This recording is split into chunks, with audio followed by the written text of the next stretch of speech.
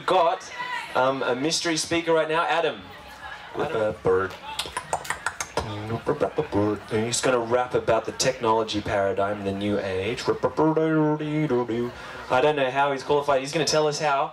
He's going to tell us more than that. He's going to tell us about the future and why we should have hope for the future, which is something I'm into. I love this. Everybody give it up for Adam. Hi, everybody. I want us all to just take 3 breaths and center ourselves. So with me now, close your eyes. And let's take a deep breath in. And breathe it out. And into 2 more. In. Exhale. 1 more.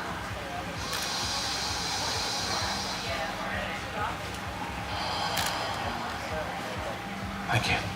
So, hi, I'm Adam. Thank you for being here.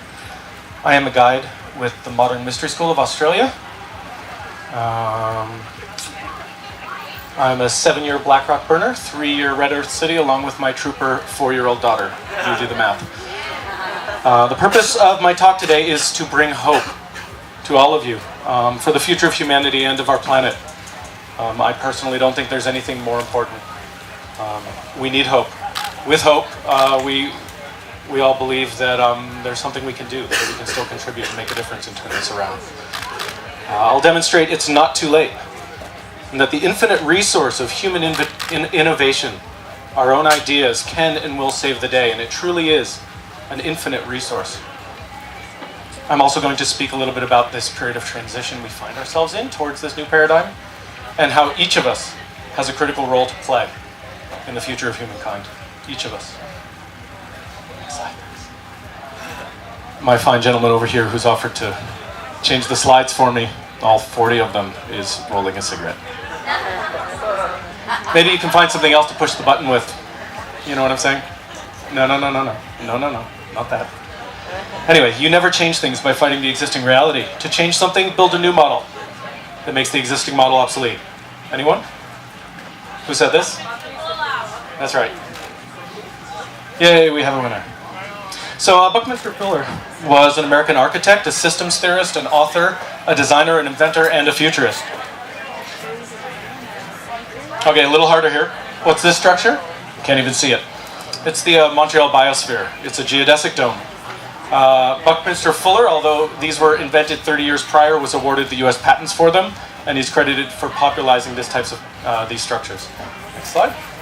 This one, which you also can't see, is Root Society, Burning Man 2012. Again, a big dome. Geodesic domes these days are being designed into self-contained domes that are not only self-contained but self-sufficient. They're powered by solar and wind, and they can even make their own water. It's an incredibly quick structure to build, saves a lot of money, a lot of time. Great things. Next slide. Aquaponics. Aquaponics are beautiful. Basically, the fish feed the plants feed the fish.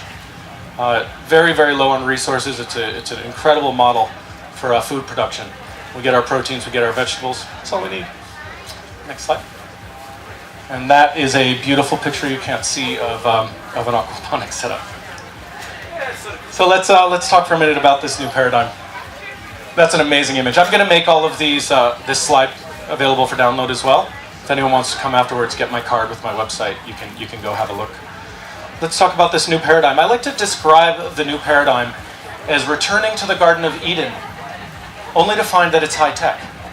So the idea is, let's not go back to using flint to make our fires and eating berries, although I love berries, so does my daughter.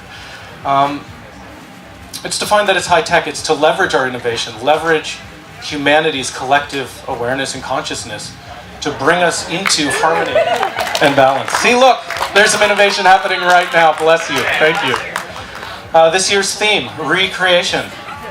We have a burning woman, right? So for 2,000 years, we've been in the age of the divine masculine, and we've been dominated by this forceful energy. And prior to that, the age of the divine feminine. We're now coming into the age of unity. This is the new paradigm. It's an age of harmony, an age of balance with each other, with our mother, with our Father Sky as well, with everything collectively. Another Buckminster Fuller quote here, I'm actually going to skip because my presentation is too long. Next slide. No, that one. Perfect. For those of you who can see it, this is the ziggurat. It's a project being built in Dubai. It's 2.3 square kilometer pyramid. It's going to house almost 1 million people. It's going to be carbon neutral, powered by solar and wind, and it can run completely off the grid. Next slide. Thank you.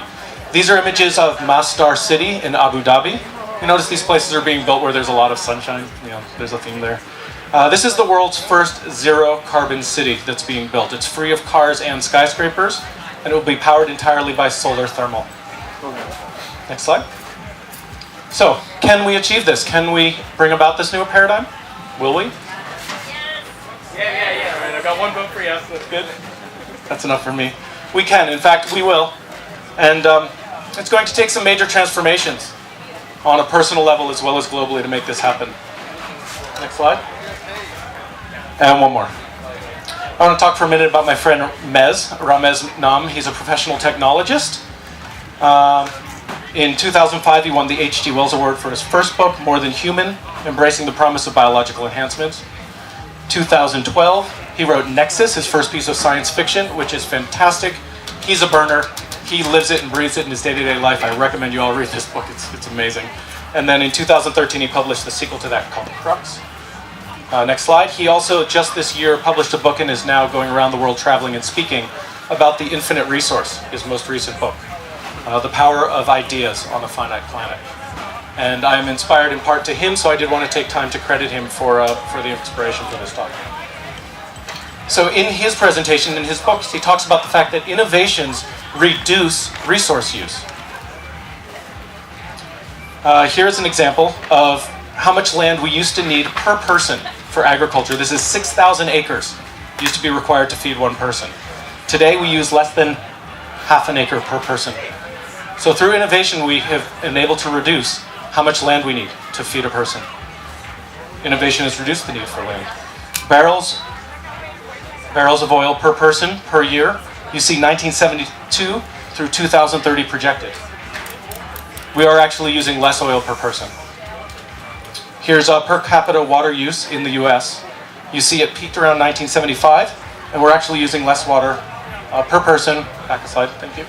Per person than we were even in the 70s. Next slide. Here, a message I want to basically bring home, that top line, the green line that's going up and up and up, that's gross domestic product. That's basically the standard of living, how much each of us has as earning potential. That continues to climb as both CO2 emissions as well as energy use per capita remain relatively flat. So it is possible to increase the standard of living without increasing our impact on the environment. And this happens through innovation, through the power of ideas. The challenge, though, is that our planet keeps growing. So even if we use less per person, there are more and more people.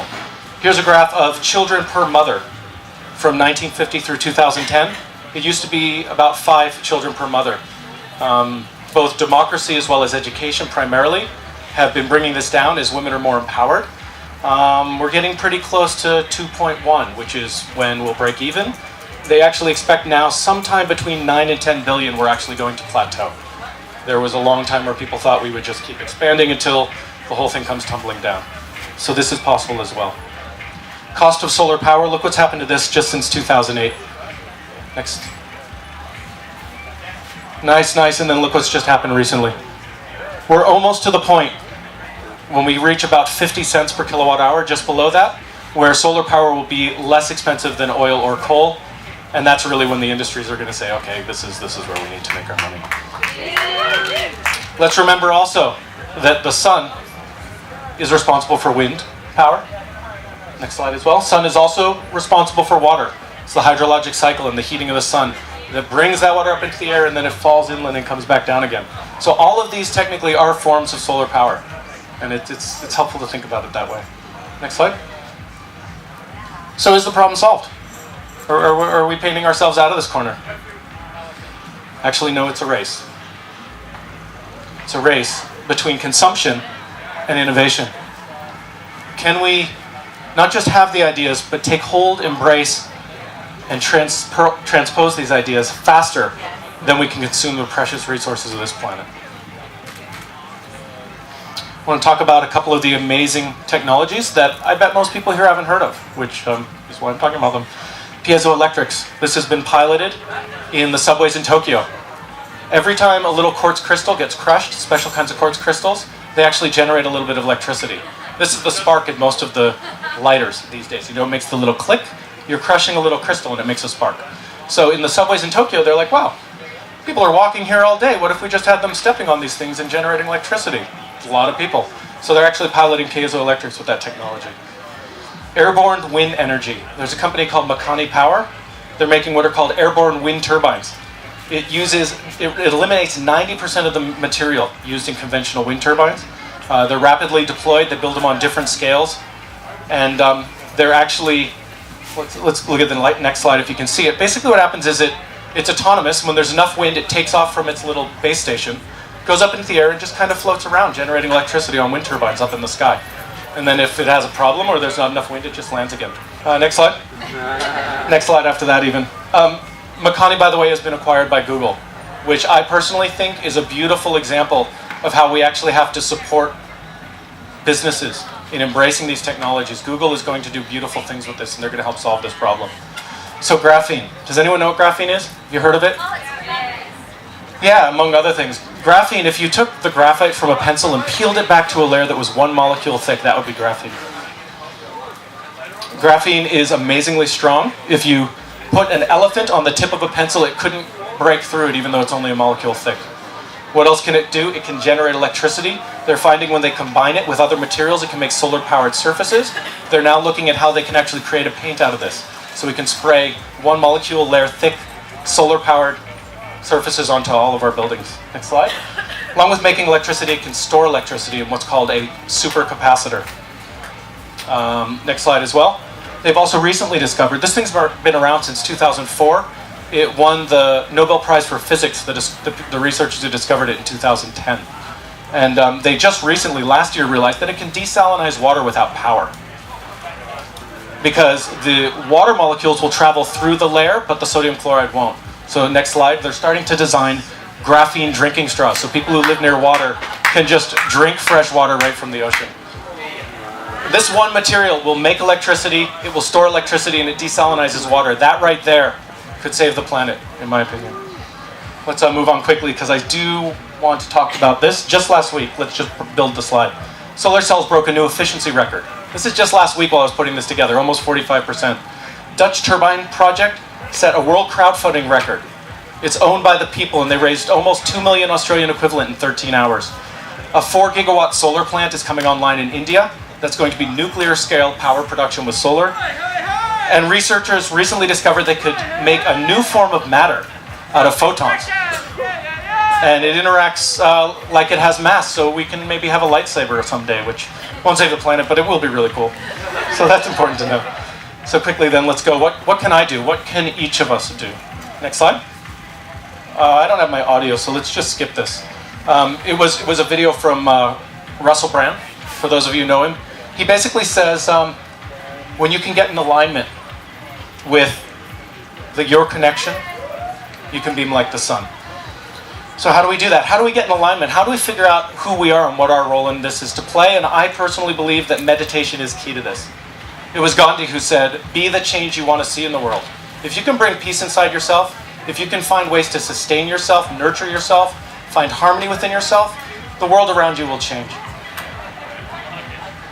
There's a saying, build the slide out, that's fine. You should sit in meditation for 20 minutes a day unless you're too busy, in which case you should sit for an hour, right? Next slide, please. Actually, let's just skip the next slide as well. Keep going.